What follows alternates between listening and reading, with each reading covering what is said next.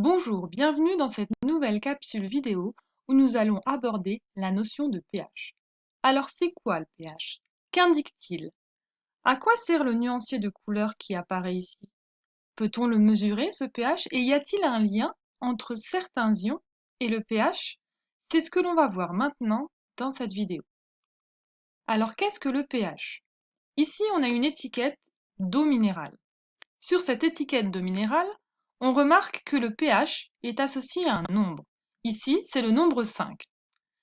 En effet, le pH signifie potentiel hydrogène. On verra pourquoi par la suite. C'est en fait un nombre sans unité qui est compris entre 0 et 14. Mais qu'indique ce nombre entre 0 et 14? Ce nombre va indiquer le caractère acide, basique ou neutre d'une solution. Par exemple, vous avez tous déjà goûté à un jus de citron. Eh bien, de façon instinctive, lorsque l'on goûte à un jus de citron, on dit qu'il est acide. Eh bien, en chimie, on va avoir la possibilité d'évaluer l'acidité d'une solution avec le pH. En effet, si le pH d'une solution sera inférieur à 7, on dira que cette solution est acide. Si le pH d'une solution est égal à 7, cette solution est dite neutre.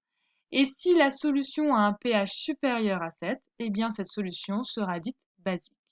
Autrement dit, si on a la possibilité de mesurer le pH du jus de citron, on devrait trouver un pH inférieur à 7, ce que l'on fera prochainement en activité expérimentale. Pour résumer, voici ce que l'on appelle une échelle de pH. On a donc réalisé une échelle graduée de 0 à 14 et j'ai indiqué ainsi que de 0 à 7, eh bien, on aura une solution acide, de 7 à 14, on aura une solution basique, et pour un pH égale 7, une solution neutre.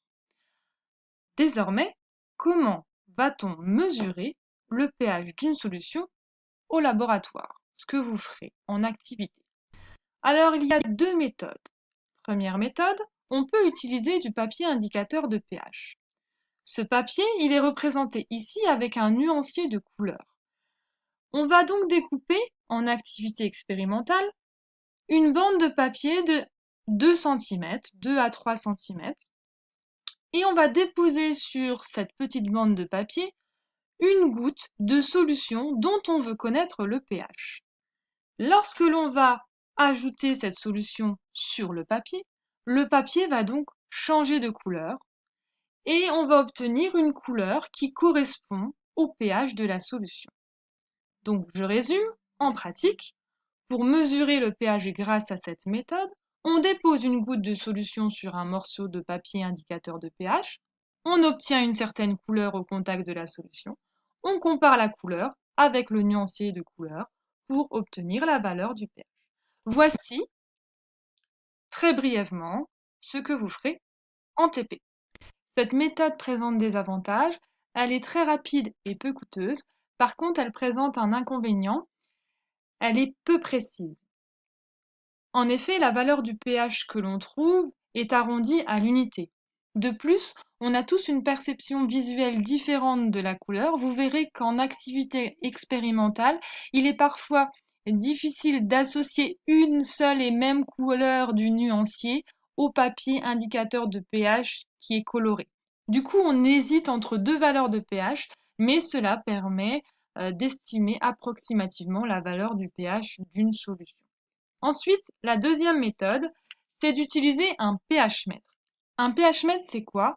C'est une sonde ou un capteur électrochimique qui va nous permettre d'afficher directement la valeur du pH lorsque l'on va introduire la sonde dans la solution à analyser. Alors, on voit ici, le pH-mètre ressemble à ça, et on voit la valeur du pH qui s'affiche avec deux chiffres derrière la virgule, soit avec une précision au centième. Donc, cette méthode va être beaucoup plus précise que la précédente. Par contre, comme on utilise un capteur électrochimique, eh bien, cette méthode est plus coûteuse.